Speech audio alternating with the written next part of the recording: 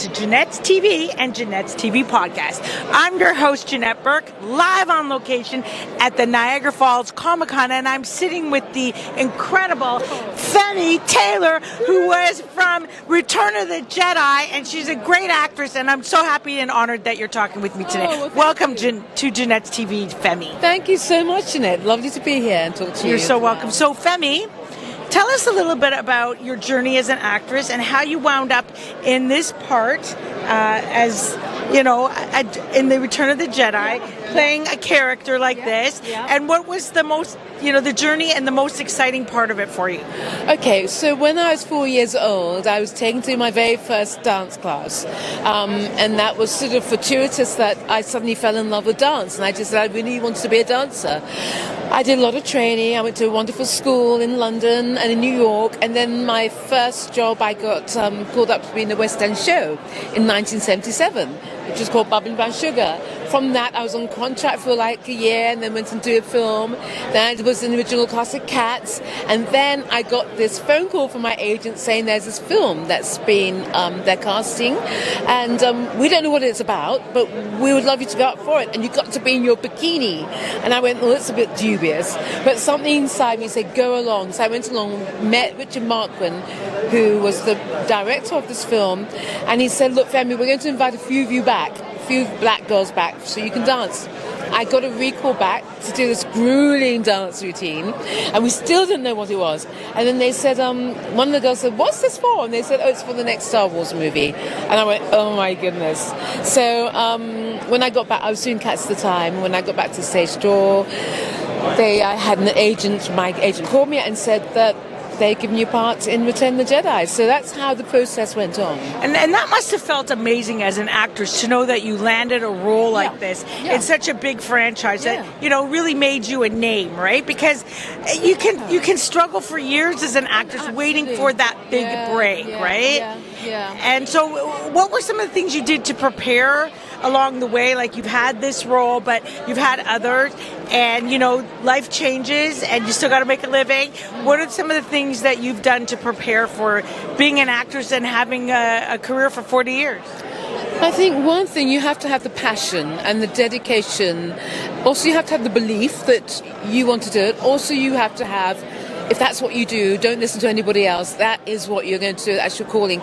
So, you know, and also I did a lot of classes. I maintained my skill. And luckily, you know, and back in the early 70s, not early 70s, sorry, 70s, 80s, there are not that many good women of colour who were in the business. So I was like the pioneers to making the paths for others. But and then also, you know, I had a really good career, but then I was a good, you know, my skill was very good, and also, you know, my singing, my acting, but you know, it's tough. It's tough as well. It really is tough, and I think it's harder now. And so how have you used your skills in other ways? Obviously, you've gotten many roles, right? What's going on for you now?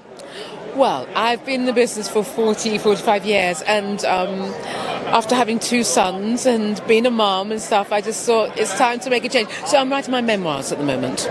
Oh, very good. I look forward to reading that. Yes, I am. I just thought now, you know, I'm at that place in my life, and I can share it and just share my journey. And do you have a piece of advice before we close out for either women of color in the business or just women in general who are trying to make it and balance the mother, wife, the whole thing out? Yeah, good one. And I think just in women in general. For a start, I just say, you know, women, a lot of times we still get a hard time. We're not classed as, you know, first class, as second class citizens.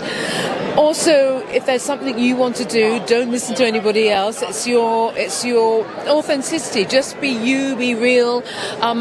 Being a mum, that's a big job, but we can do it. We're multitaskers, us women. But I think just celebrate being a woman, and I think we're marvelous beings. I think we're incredible. So. Yeah. Okay, so if you have something you want to promote, like a new project or a website or something, now's the time. Look at the camera, tell the audience everything you got going on. Well, actually, the thing I've got going on, as I said, I'm writing my memoirs at the moment, so I'm sort of 3/4 of the way through. So look out for it. I'm still trying to think of a title because it's like my journey, my life story through many crossroads. So I'm really excited that when it comes out. So lovely to be here. It's Femi Taylor and I played Oola in Return of the Jedi. And do you have a website that you want to direct us to? Or social media? Social media, Femi Taylor on Instagram. Femi Taylor on Instagram. Okay, Femi, thank you so much for taking this time to speak with us.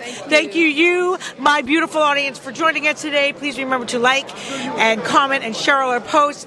You will find us Facebook, LinkedIn, Twitter, Pinterest, Vimeo. That's the TV side. On the audio side, you'll find us on iHeartRadio, Buzzsprout, BuzzFeed, Apple, you name it, we're there. For a complete list of where to watch and listen to us, please check the link in the show notes below. And until next time, continue to be fabulous. It's Janette Burke, your host, signing off.